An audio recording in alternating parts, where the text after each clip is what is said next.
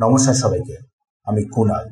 নাও, operation সিন্দুরের পর থেকেই পাকিস্তানের নিউক নিয়ে সবাই যেটা এতদিন পর্যন্ত গেস করে এসেছিল, মনে হচ্ছে সেটা এখন সত্যি প্রমাণিত হতে চলেছে। ইউএস এর এক্স সিআইএ সবার সামনে এসে অ্যাডমিট করেছেন যে পাকিস্তানের ফর্মার প্রেসিডেন্ট পারভেজ মোশাররফ অনেক আগেই নাকি পাকিস্তানের নিউক্লিয়ার অস্ত্রগুলোকে আমেরিকার হাতে বিক্রি করে দিয়ে বসে আছে। মানে পাকিস্তানের নিউক্লিয়ার কন্ট্রোলটা অনেক আগে থেকেই রয়েছে আমেরিকার হাতে। আর শুধু তাই না, তিনি এটাও বলেছেন যে সাউদির কারণেই অ্যাকচুয়ালি পাকিস্তানের নিউক্লিয়ার সায়েন্টিস্টরা প্রথমে বেঁচে গিয়েছিল, না হলে ইসরায়েল আর সিআইএ মিলে পাকিস্তানের নিউক্লিয়ার প্রোগ্রামটাকে শুরুতেই শেষ করে ফেলত। মানে সাউদির কারণেই অ্যাকচুয়ালি বলতে গেলে পাকিস্তান একটা নিউক্লিয়ার আর্ম দেশে পরিণত হতে পেরেছে। কি বলেছেন, কেন বলেছেন, পুরো গল্পটা কি, চলুন ডিটেলসে জেনে নেওয়া যাক। সবার প্রথমে তো পাশের ছবিতে দেখতে পাচ্ছেন এক সিআইএ অফিসারকে, জন কিরিয়াকো। 15 বছর ধরে সিআইএতে ছিলেন। একটা সময় পাকিস্তানেও তার পোস্টিং ছিল। এএনআই জানেন, একটা ফেমাস মিডিয়া চ্যানেল। সেখানে ইন্টারভিউ দেওয়ার সময় এই কথাগুলোকে তিনি ডিসক্লোজ করেছেন। তার মতে পাকিস্তানের এক্স প্রেসিডেন্ট পারভেজ মোশাররফ 2001-2002 এর দিকেই নাকি পাকিস্তানের নিউক্লিয়ার অস্ত্রগুলোর কন্ট্রোলটাকে ইউএস এর হাতে ধরিয়ে দিয়েছিল। কারণটা ছিল ইউএস এর কনসার্ন। অ্যাকচুয়ালি 2001-এ ইউএসএতে যে ঘটনাটা ঘটেছিল, তারপর থেকে ইউএস বেশ অনেকটাই কনসার্ন ছিল পাকিস্তানের নিউক্লিয়ার অস্ত্রগুলো নিয়ে। ভুল হাতে পড়ে যাওয়ার একটা ভয়। তাই পারভেজ মোশাররফ নাকি নিজেদের নিউক্লিয়ার কন্ট্রোলটাকে ইউএস এর হাতে ধরিয়ে দিয়েছিল। বদলে ইউএস দিয়েছিল বেশ অনেকটা করে মিলিটারি সাথে ইকোনমিক এইড। মানে সিম্পল বললে অর্থের বদলে পারভেজ মোশাররফ দেশের নিউক্লিয়ার কন্ট্রোলটাকে ইউএস এর হাতে ধরিয়ে দিয়েছিল। এক্স সিআইএ অফিসার দ্বিতীয় কথাটা আবার বলেছেন যে ইসরায়েল আর সিআইএ মিলে তৈরি ছিল পাকিস্তানের নিউক্লিয়ার প্রোগ্রামটাকে শুরুতেই স্টপ করে দেওয়ার জন্য। সাউদি সেখানে আটকে ছিল। অ্যাকচুয়ালি আপনি শুনেছেন হয়তো, একটা সময় ছিল যখন কোনো দেশ যদি চেষ্টা করত নিউক্লিয়ার প্রোগ্রামের ওপরে কাজ করার, নিউক্লিয়ার অস্ত্র তৈরি করার, তাহলে মিস্টেরিয়াসলি সেই দেশের সায়েন্টিস্টদেরই অনেক বড় ক্ষতি হয়ে যেত। কে ক্ষতি করলো তার কোনো ট্রেসই পাওয়া যেত না। বাট একিউ খান, পাকিস্তানের নিউক্লিয়ার প্রোগ্রামের ফাদার হিসেবে যাকে মনে করা হয়, তাকে কিন্তু সেসব কোনো কিছুই ফেস করতে হয়নি।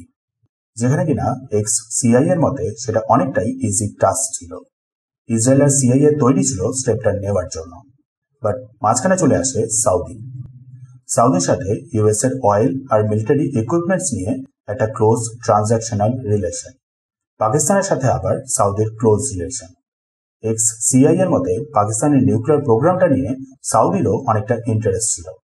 পসিবলি ফিউচারে পাকিস্তানের মাধ্যমে নিজেদের কাছেও নিউক্লিয়ার পাওয়ার রাখার একটা চেষ্টা। রিসেন্ট যে সাউদি পাকিস্তান ডিফেন্স ডিলটা হয়েছে, তা থেকেই এই জিনিসটা তো আরো বেশি করে কনফার্ম হয়ে যায়। সো ইসরায়েল আর সিআইএ তৈরি ছিল স্টেপস নেওয়ার জন্য। বাট সাউদির সাথে ইউএস এর অয়েল সাথে মিলিটারি ইকুইপমেন্টস গুলো নিয়ে ডিলগুলোর কারণে ইউএস এর গভর্নমেন্ট সিআইএ আর সাথে ইসরায়েলকেও মানা করে দেয়, যার ফলে আলটিমেটলি গিয়ে পাকিস্তান নিজেদের নিউক্লিয়ার প্রোগ্রামটাকে কমপ্লিট করতে সফল হয়। এবার দেখুন, অনেকেই বলতে পারেন যে এই এক্স সিআইএ সত্যিই যে বলছেন তার কি গ্যারান্টি?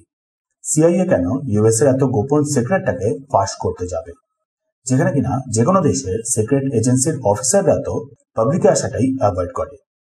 অ্যাকচুয়ালি এখানে একটা ইন্টারেস্টিং অ্যাঙ্গেলও আছে। এই এক্স সিআইএ অফিসার জন কিরিয়াকো এমন একজন সিআইএ অফিসার যিনি সিআইএ সাথে ইউএস এর গভর্নমেন্টেরও যত রকমের সিক্রেটস আছে সেগুলোর মধ্যে বেশ কিছুকে সবার সামনে ফাঁস করে দেওয়ার জন্যই পরিচিত।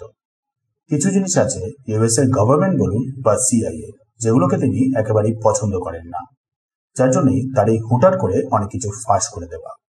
ঠিক যে কারণেই তিনি অনেক শাস্তিও পেয়েছেন। সিআইএ থেকেও বের করে দেওয়া তাকে এই কারণেই। বলতে পারেন এখন সেসব শাস্তির বদলেই তিনি আরো ডিটেলস গুলোকে ফাঁস করে যাচ্ছেন। তার কথাগুলো শুনে এটাই মনে হচ্ছে। সো বুঝতে পারলেন আশা করি একজন এক্স সিআইএ হয়েও কেন তিনি পাকিস্তানের নিউক নিয়ে সিক্রেট গুলোকেও এখন সবার সামনে রেখে দিচ্ছেন।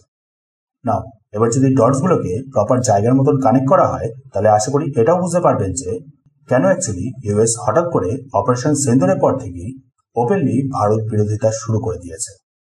এক্স সিআইএ এর কথা অনুযায়ী যদি পাকিস্তানের নিউক্লিয়ার কন্ট্রোল ইউএস এর হাতেই থাকে, তাহলে সম্ভবত নূর খান এয়ারবেসে যে স্ট্রাইকগুলো হয়েছিল তার ফলে অ্যাকচুয়ালি পাকিস্তানের কম ইউএস এর বেশি ক্ষতি হয়েছিল। আর সেই কারণেই ভারতের ওপরে এখন এই এত প্রেশার। হতে পারে এটা one of the main reason.